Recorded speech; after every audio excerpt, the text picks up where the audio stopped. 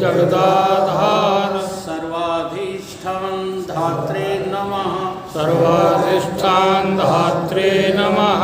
ओम जगदाधार ओम जगदाधार सर्वाधिष्ठान धात्रे नमः। सर्वाधिष्ठान धात्रे नमः। ओम जगदाधार ओम जगदाधार सर्वाधिष्ठान धात्रे नमः। सर्वाधिष्ठान धात्रे नमः। सच्चिदानंद भगवान की जय। सनातन धर्म की जय। श्री सतगुरुदेव भगवान की जय।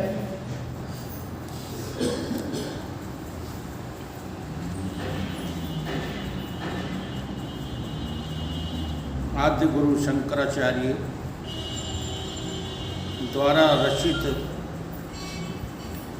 आत्मबोध नामक ग्रंथ का अध्ययन चल रहा है। आज श्लोक नंबर 3 पर चर्चा होगी।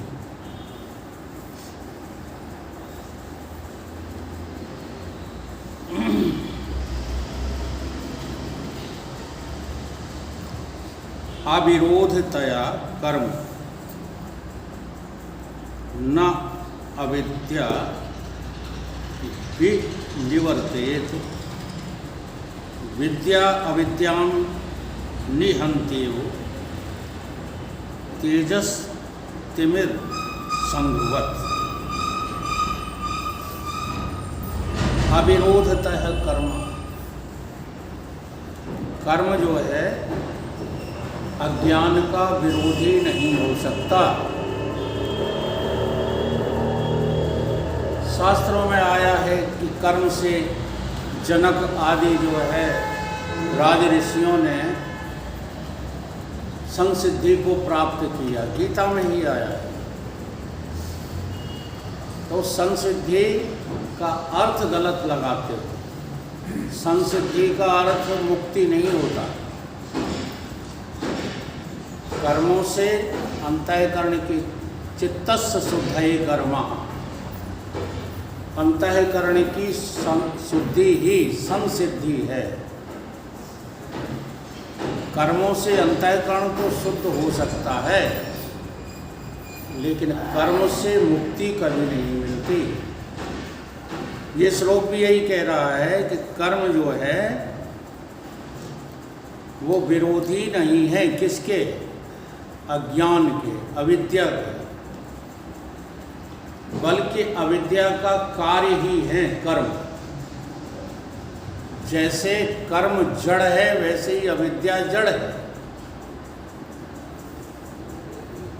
ठीक है। और जड़ का जो कार्य होता है वो कभी भी चैतन्य से कोई संबंध नहीं जुड़वा सकता। इसलिए कर्म मुक्ति में सहायक तो हो सकते हैं, लेकिन मुक्ति का हेतु नहीं हो सकते। कर्म अज्ञान का विरोधी ही नहीं है, इसलिए कर्म अज्ञान को हटा नहीं सकता।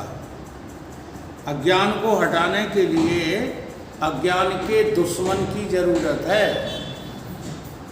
तो अज्ञान का, अविद्या का दुश्मन कौन है? विरोधी कौन है? हमेशा दो विरोधी शक्तियां ही आपस में टकराती हैं। उनमें जो विरोधी बलवान होता है वही कमजोर का नाश कर देता है। इसलिए अविद्या का नाश करने में कर्म जो है सक्षम नहीं है। परंतु बड़ी विचित्र बात देखने को मिलती है। सारे लोग कर्मों से ही महान बनना चाहते हैं। इतनी बड़ी भ्रांति है। कर्मों से सब लगे पड़े हैं कर्मों में। क्यों लगे पड़े हो? ऐसे ही थोड़ी लगे पड़े हो। तुम्हें लगता है कि हम कर्मों से बड़े आदमी बन जाएंगे। बड़े तो बने नहीं, हाँ मर जरूर गए। कर्मों का परिणाम क्या मिला? अभी तक हम लोग कर्म ही तो करते रहे। तो कर्म कर करके परिणाम क्या निकला? मृत्यु। और मृत्यु का परिणाम जन्म, अर्थात कर्मों के बंधन में पड़ करके जन्म मृत्यु का चक्र चलता ही रहता है। इसलिए कर्म शुभाशुभ दोनों में बंधन, सोने की बेड़ी हो चाहे लोहे की बेड़ी, आपको हथकड़ी नहीं डाले, लोहे की हथकड़ी नहीं डाले, सोने की हथकड़ी डाल के ले चलते हैं जेल तक। तैयार हो? हथकड़ी लोहे की नहीं डालेंगे, रस्सी की नहीं डालेंगे। कि आप अच्छे आदमी हो, आपकी इज्जत है समाज में, तो आपको सोने की हथकड़ी डाल के ले चलते हैं,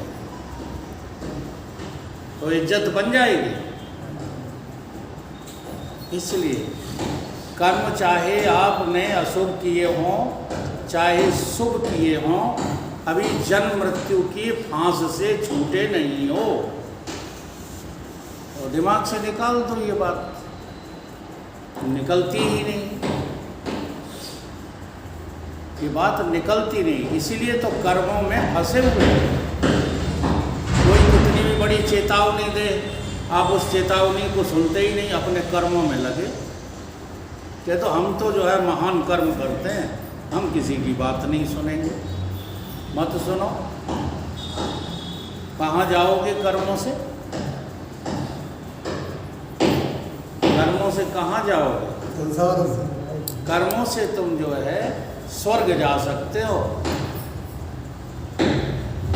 पुण्य कर्म करके स्वर्ग चले जाओगे। लेकिन स्वर्ग भोगने के बाद फिर कहाँ जाओगे? फिर वापसी कहाँ की होगी? फिर नर्क की वापसी होगी। तो कर्म कभी भी अज्ञान को दूर नहीं कर सकता।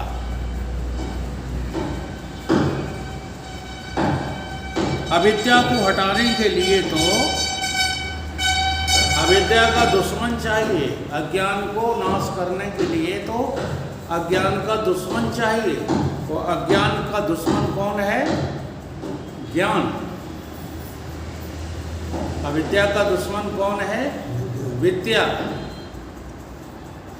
अर्थात कर्म से अविद्या की निवृत्ति नहीं होगी। विद्या विद्याम निहत्ते, अविद्या को तो विद्या से ही समाप्त कर सकते हैं। अंधेरे को आप भगाना चाहो तो गाली देकर भगा सकते हो, डंडा देकर के भगा सकते हो। अच्छा, सूप से जो है अंधेरा ढोया जा सकता है। अंधेरे को दूर करने के लिए केवल जरूरत है प्रकाश की। बिना प्रकाश के अंधेरा दूर नहीं हो सकता। क्यों? क्योंकि अंधेरे के दुश्मन का नाम प्रकाश है, और प्रकाश अंधेरे का एक ऐसा दुश्मन है जिस दुश्मन को कभी अंधेरे ने देखा ही नहीं। अनदेखा दुश्मन, और वो अनदेखा दुश्मन ही इस अंधेरे का नाश करता है।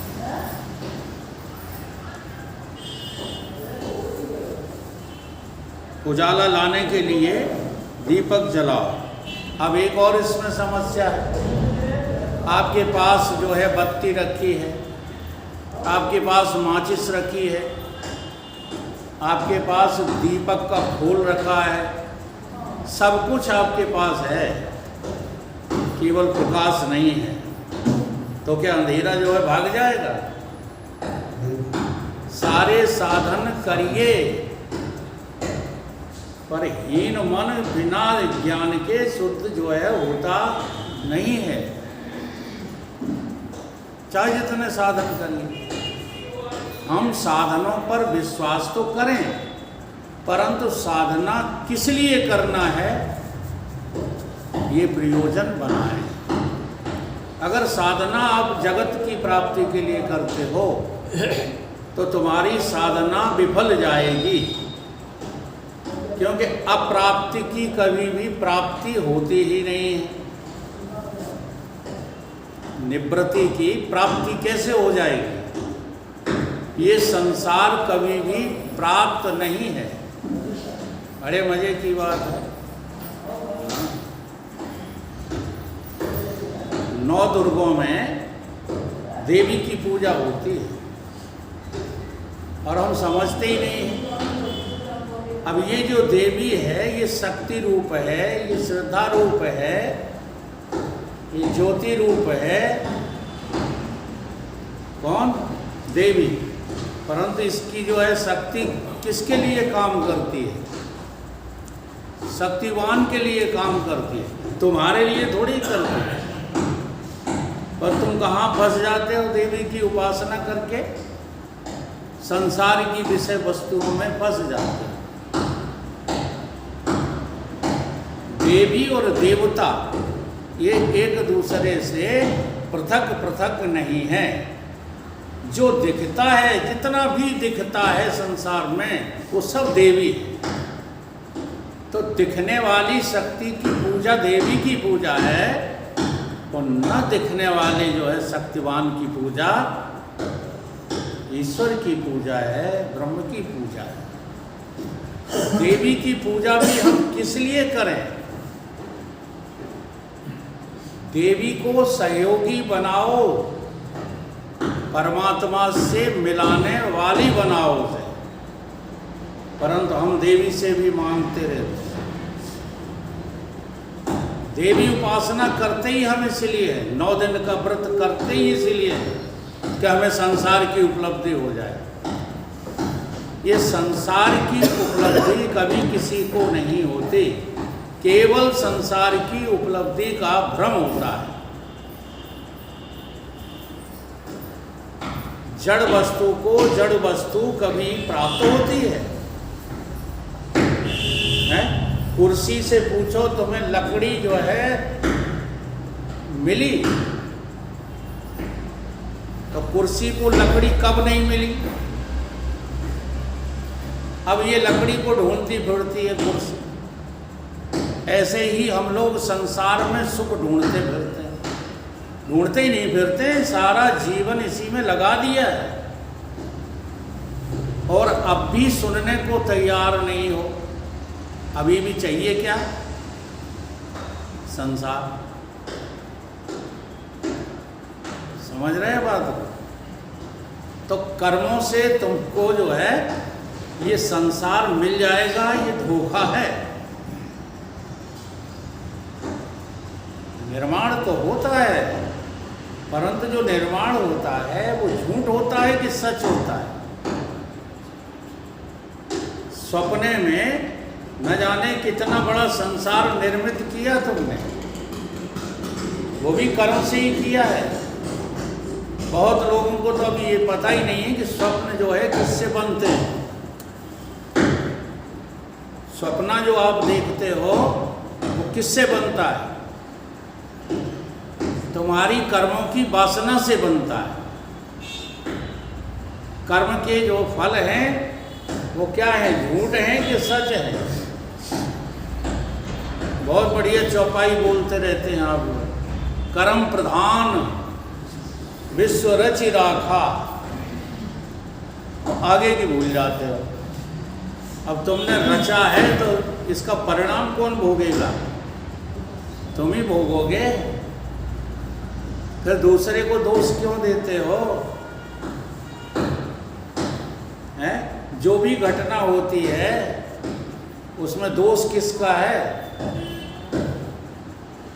समझदार व्यक्ति वो होते हैं जो सभी कर्मों में निज दोष देख लेते हैं, और नासमझ वो लोग होते हैं जो कष्टों में दूसरे को दोष देते हैं और सुख में अपना किया हुआ मानते हैं।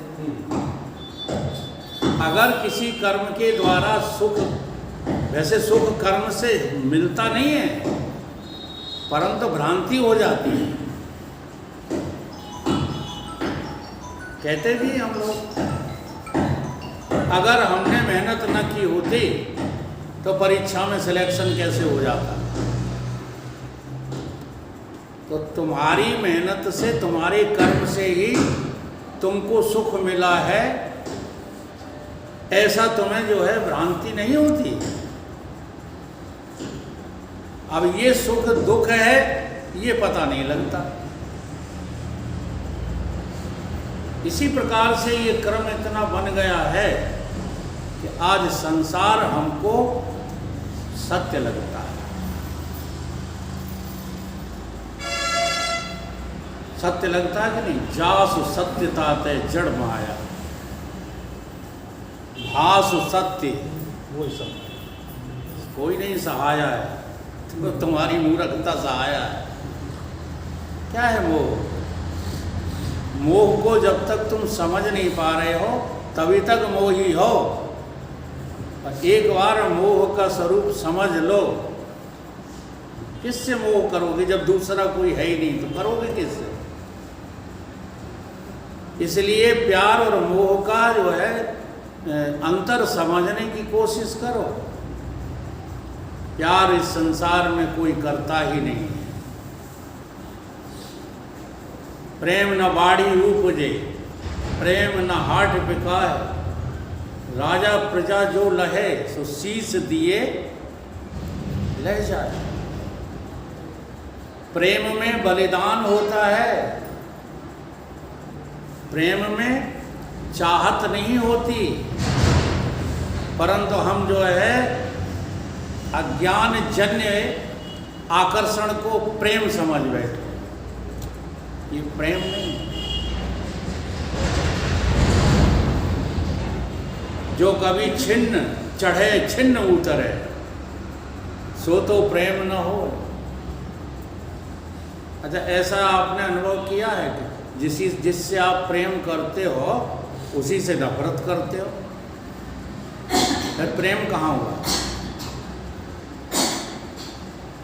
जिससे आप प्रेम करते हो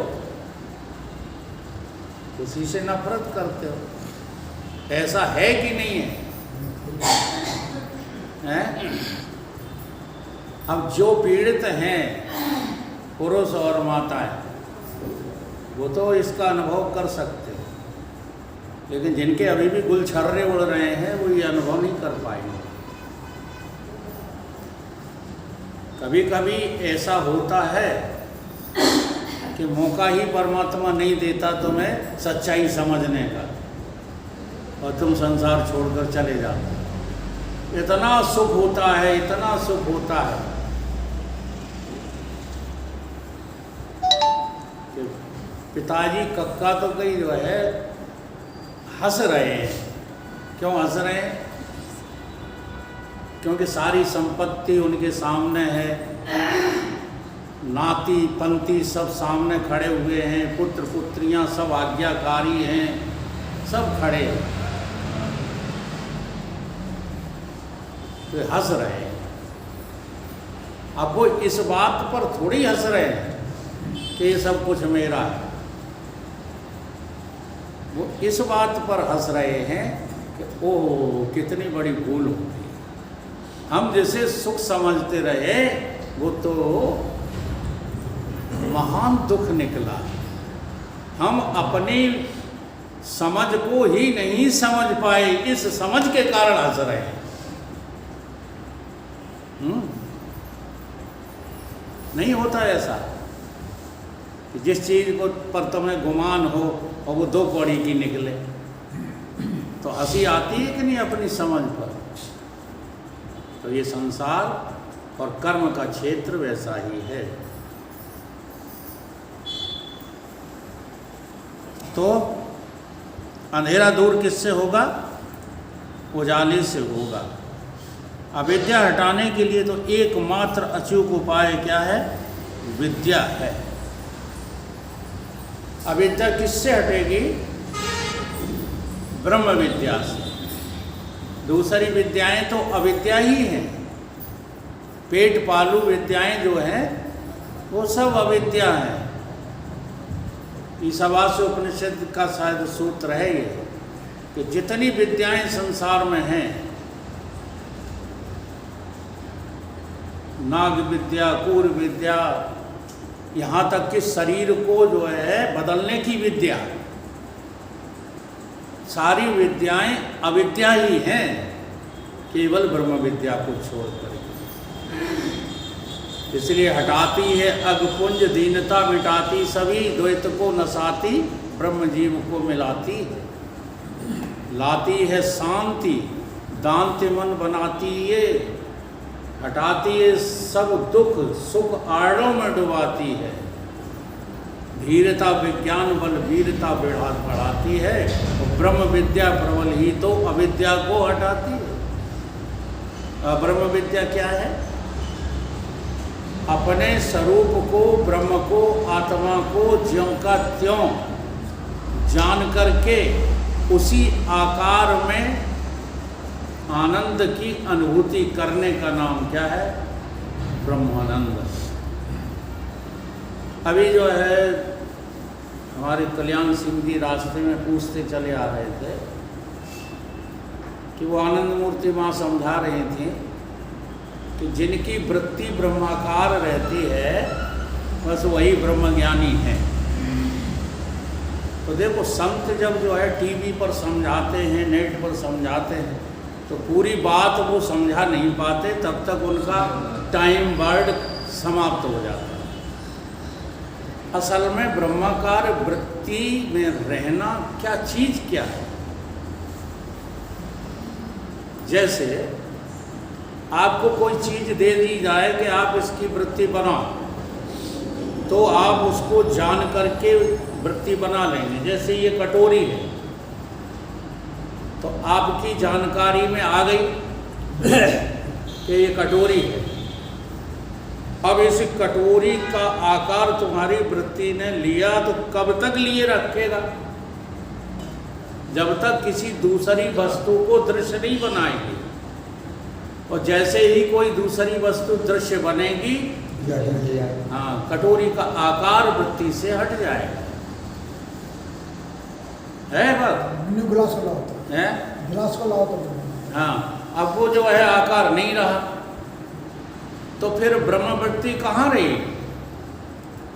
ब्रह्माकार वृत्ति थोड़ी देर के लिए बनी, फिर जब व्यवहार में आए तो व्यवहाराकार हो गई, फिर ब्रह्माकार कहाँ रही? फिर ये वाक्य क्यों शास्त्रों ने कहा? एक बार प्रभु सुख आसीना, एक बार ब्रह्माकार वृत्ति बन जाए, बस एक बार। तो जिसकी एक बार ब्रह्माकार वृत्ति बन जाती है, आजीवन उसकी वृत्ति कभी भी समाप्त नहीं होती। कौन सी? ब्रह्माकार। क्यों कहा गया?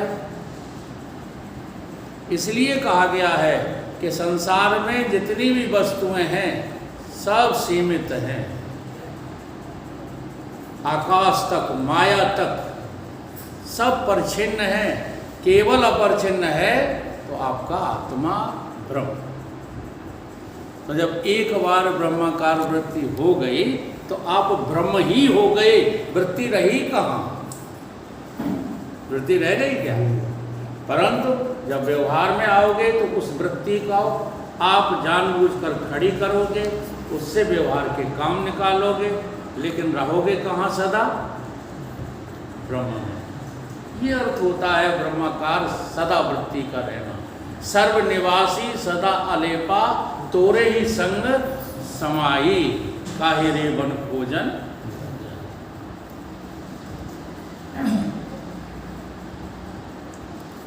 तेजस तिमर संगवत, जैसे अंधेरे के ढेर को प्रकाश ही हटाता है, इसी तरह से अविद्या को विद्या ही हटाएगी।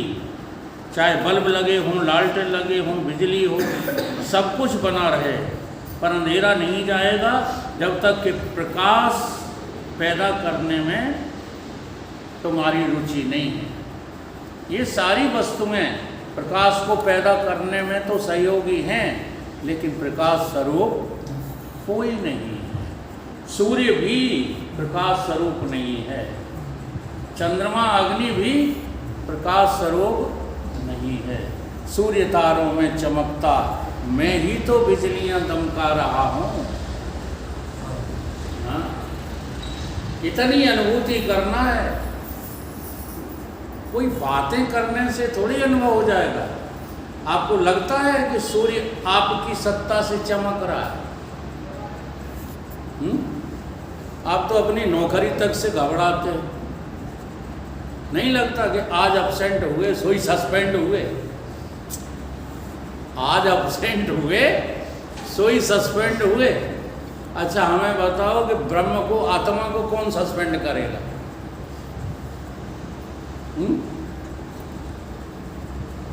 आत्मा को कोई सस्पेंड कर सकता है? इनका संगठन कर देगा आत्मा को सस्पेंड। मुसलमान तो कर ही देंगे। बोलो,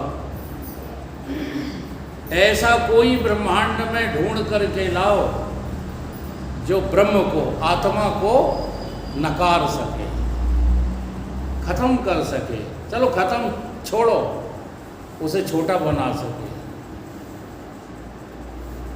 हाँ, तुम अपनी जो है अज्ञानता से, अपनी बेवकूफ़ी से अपना समय जरूर खराब कर रहे हैं। ये बात बड़ी कड़वी लगती है। तुम्हारा कोई दुश्मन नहीं है, इसलिए आत्मा ही आत्मा की दुश्मन है, तो आत्मा ही आत्मा का मित्र। तो हमें क्या करना चाहिए? हमको उसी जो है प्रकाश स्वरूप आत्मा के विषय में सदा श्रोतव्यो, सदा मंतव्यो, सदा निदिध्यासतव्यो। केवल उस आत्मा के बारे में सुनो। ये बहुत अच्छा फॉर्मूला है। उसी आत्मा के बारे में बोलो, उसी आत्मा के बारे में सोचो, उसी आत्मा के बारे में जो है ख्याल करो, ध्यान करो, निधिध्यासन करो और उसी आत्मा का शोधन करो, तो आपकी जिंदगी जो है सफल हो जाएगी। और नहीं तो, और इसी को छोटे शब्दों में क्या कह दिया है? भूला तो बर्बाद है, याद है तो आबाद है। हम रटते रहते हैं शब्दों को, शब्दों की गहराई नहीं पकड़ते। यदि तुमको प्रकाश चाहिए तो आपको जो है सत्संग सुनना ही पड़ेगा। बिना सत्संग के कोई प्रकाश स्वरूप होना चाहे, किताबें चाट चाट करके नहीं हो सकता, चाहे जितना पढ़ना। ये पढ़े लिखे लोगों ने एक अभिमान जरूर पाल रखा है, हाँ, कि किताबों से सब कुछ हो जाता है, किताबों से जो है सहयोग तो मिलता है लेकिन सब कुछ नहीं होता। इसलिए श्रोतव्यो, श्रुति तभी समझ में आएगी जब सुनोगे। श्रुति का सीधा कनेक्शन काय से है? स्रोत से है। जब तक सुनोगे नहीं तब तक देखी हुई बात भी हाँ तुम पालन नहीं कर पाओगे। देख ली तुमने, देख ली, क्या देख लिया तुमने? बहुत अच्छे बाबा हैं, बड़े सुंदर दिखते हैं, उनकी पिंडी बड़ी अच्छी है, यही तुम गीत गाते रहोगे सारी जिंदगी। इसलिए लोग ज़्यादा आकृष्ट हो जाते हैं तथाकथित त्यागियों से, हाँ, नंगे बाबाओं से जैसे बहुत लोग जो है आकर्षित होते हैं। अरे उन पे क्या, वो कहते हैं उन पे जेवा ही नहीं है।